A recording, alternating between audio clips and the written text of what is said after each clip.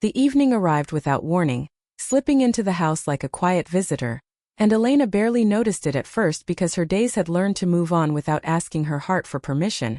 But something in the air felt different as shadows stretched across the living room and the walls held the echo of memories she rarely allowed herself to touch. And she stood near the kitchen counter wiping the same clean spot again and again when she heard soft footsteps behind her, slow and careful, belonging to Noah, her stepson, who had learned since his father's death to enter rooms gently, as if loud movements might break something already fragile.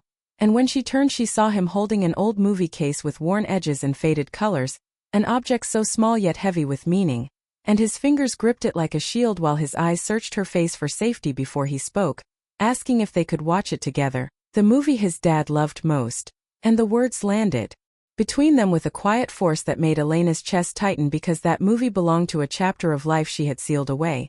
A chapter filled with laughter, shared glances, and promises whispered late at night when the future still felt wide open. And for a split second she wanted to say no, to protect both of them from the ache she knew would rise. But Noah's face held more than a simple request, it carried longing, a need to feel close to the man he lost. And Elena realized that saying no would be another loss, another closed door. So she forced herself to breathe, nodded slowly, and watched relief soften his shoulders as if he had been holding his breath too. And they moved to the living room where the couch still carried the shape of her husband's favorite spot. And as Elena sat down she felt the familiar sting of absence settle beside her, sharp and sudden. Yet she stayed, pressing her palms together to ground herself, while Noah slid the movie into the player with care as if handling something sacred. And when the screen flickered to life the room filled with light and sound that pulled Elena backward through time faster than she expected, memories rushing in like water breaking through a weak wall, showing her the early days of her marriage when love felt easy and laughter came without effort. And she felt her throat tighten but refused to let tears fall because she did not want Noah to see her break, not tonight, not when he needed steadiness. And she stole a glance at him, noticing how still he sat, eyes fixed on the screen, lips slightly parted, absorbing every moment as if each scene held a piece of his father. And Elena realized then that this was not just about a movie, it was about holding on, about finding comfort in shared memories when words were not enough. And as the story on the screen unfolded she became aware of a strange shift inside her, a pull she had not felt in years, not only toward the past but toward the part of herself she had buried along with her grief, the woman who once believed in connection, in warmth, in the quiet joy of simply being close to someone. And this realization scared her because she had built her survival on control, on keeping feelings locked away where they could not hurt her. Yet here she was, sitting beside a boy who was not hers by blood but bound to her by loss, feeling her carefully built walls weaken with every passing minute, and she understood that agreeing to this simple request had opened something she could not easily close again, because the past was no longer a distant memory, it was alive in the room, breathing between them.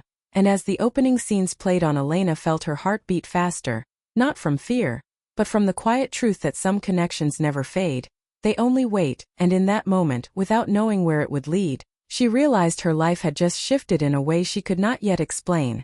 The movie moved forward, scene after scene, and Elena felt time stretch and fold as the sound filled the room, because each line spoken on the screen stirred something quiet but strong inside her.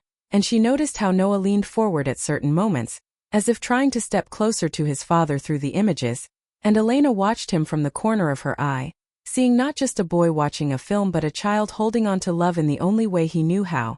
And the thought made her chest ache in a way she could not ignore, because grief did not look the same in everyone, and Noah carried his like a quiet weight he never complained about. And as the movie reached familiar parts, Elena remembered how she once laughed at the same scenes, how her husband had quoted lines with a smile, how their shared joy had once felt endless. And now the memory came back with sharp clarity, not to hurt her, but to remind her that she had lived fully once.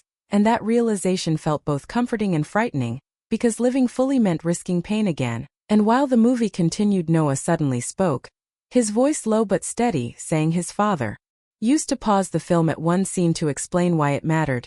And Elena smiled without thinking, because she remembered that habit, remembered how he always believed stories were meant to be felt deeply, and she shared that memory out loud, surprising herself.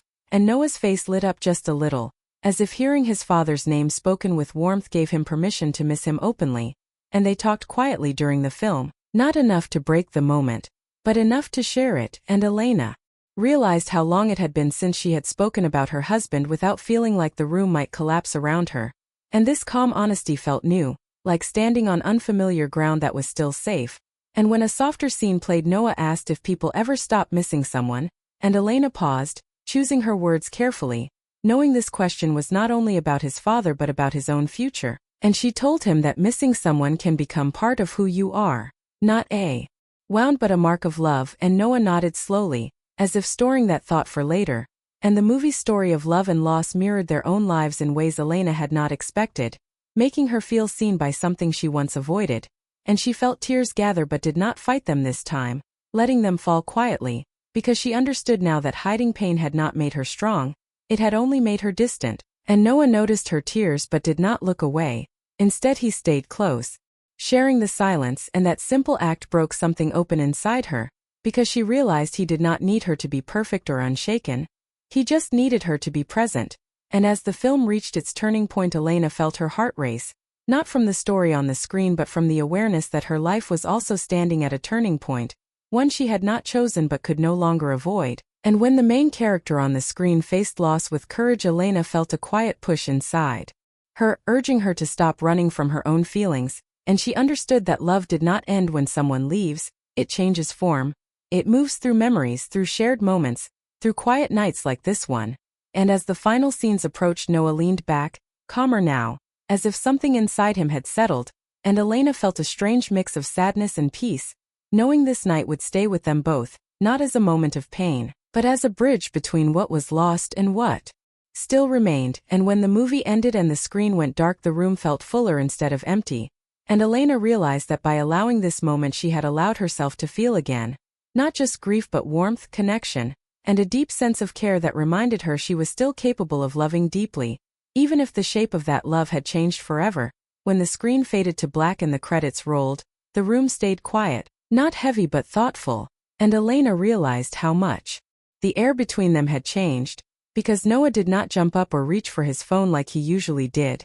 Instead he sat still, eyes fixed on the dark screen as if the story had not ended for him yet.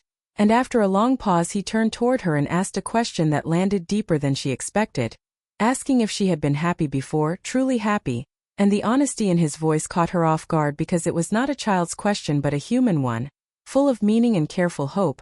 And Elena felt a rush of memories rise again, mornings filled with shared coffee, quiet jokes, plans made without fear, and for a moment she almost answered with something easy, something safe, but she stopped herself because Noah deserved the truth.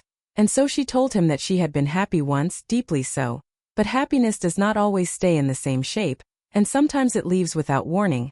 And Noah listened closely, nodding as if he understood that happiness could come and go like seasons, and then he asked if it ever comes back. And that question stayed with Elena because she had been avoiding it herself for years, and she answered slowly, saying she did not know for sure, but she believed it could if people let it. And Noah leaned back, satisfied with that answer, as if it gave him something solid to hold on to.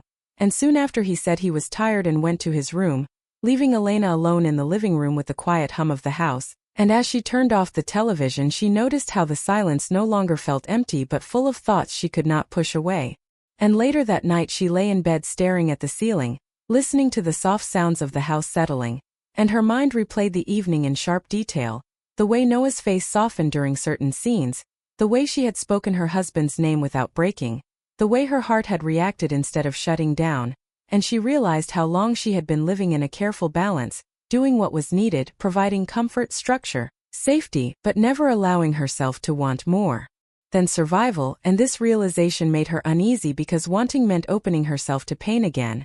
Yet ignoring that desire now felt impossible, and as she shifted under the blankets she thought about how grief had shaped her days, how she had convinced herself that moving forward meant letting go completely, when in truth she had only been freezing herself in place, and she wondered if longing was not a weakness but a sign that something inside her was still alive, still capable of warmth. And this thought frightened her more than sadness ever had, because hope required courage, and courage meant facing the unknown. And she turned onto her side, heart beating faster, realizing that the simple act of watching a movie had unsettled years of careful emotional distance. And she thought about Noah again, about how he had trusted her with his question, about how he was growing, changing, forming his own understanding of love and loss, and she felt a strong sense of responsibility not just to protect him but to show him what healing could look like, even if it was messy and slow. And as the night deepened, Elena found herself remembering moments she had once buried, small joys, shared smiles, quiet nights that felt safe, and instead of pushing them away she allowed them to exist, noticing how they no longer cut as sharply as before, and somewhere between memory and thought she felt a shift, subtle but real, like standing at the edge of something new, and she realized that she did not need to decide anything yet, did not need to change her life overnight, but she could stop running from her own heart, and this idea settled into her with surprising calm, and as sleep finally approached she understood that this night marked a turning point, not because something dramatic had happened, but because she had allowed herself to feel without fear, and for the first time in a long while, Elena drifted into sleep not weighed down by grief, but held by the quiet possibility that life might still have something more to offer her. Morning came gently, sliding through the curtains as if it did not want to startle Elena, and she woke with a strange feeling in her chest, not heavy like before but awake, alert, as if something inside her had shifted during the night and refused to return to sleep. And as she moved through the house she noticed small changes, how the rooms felt less like empty spaces and more like places waiting to be lived in again. And when she heard Noah moving in his room she felt a quiet sense of purpose. Not duty but connection, and at breakfast they spoke more easily than usual, sharing simple talk about school and plans. Yet beneath every word there was a shared understanding that something important had happened between them. Something unspoken but real. And as the day passed Elena found herself thinking about the movie again. Not the story itself but what it had opened. The way memories no longer felt like enemies but companions, and she realized she was no longer afraid of them, because they did not pull her backward. They reminded her of who she had been and who she still could be. And later when Noah left for the day she stood alone in the quiet house and felt the urge to change things, not in a dramatic way but gently, opening windows, letting light in, moving objects that had stayed untouched for years. And with every small action she felt lighter, as if she was giving herself permission to move forward without guilt. And as the afternoon faded into evening, she reflected on how grief had once ruled her choices, how she had believed that loving deeply again would somehow erase the love she had already known. And now she understood how wrong that belief had been. Because love did not compete with itself, it grew, it stretched, it adapted. And this understanding settled into her calmly, without fear. And when Noah returned home they shared dinner, laughing at something small and ordinary. And Elena noticed how natural it felt, how joy no longer seemed like a betrayal of the past. And later that night, standing in the same living room where everything had begun, she looked at the couch and no longer saw only absence. She saw layers of life, loss and quiet strength, and she realized that healing had never been about forgetting or replacing. It had been about allowing herself to feel fully again, even when those feelings were complex and sometimes painful. And as she prepared for bed she felt gratitude for a simple request that had changed her direction. Gratitude for a child who had unknowingly guided her back to herself. And lying in the dark she did not search for answers about the future, did not rush to define what happiness would look like next. She simply allowed hope to exist beside her, calm and steady. And as sleep took her she understood that life had not ended with loss. It had paused, waiting patiently for her to be ready. And now, finally, she was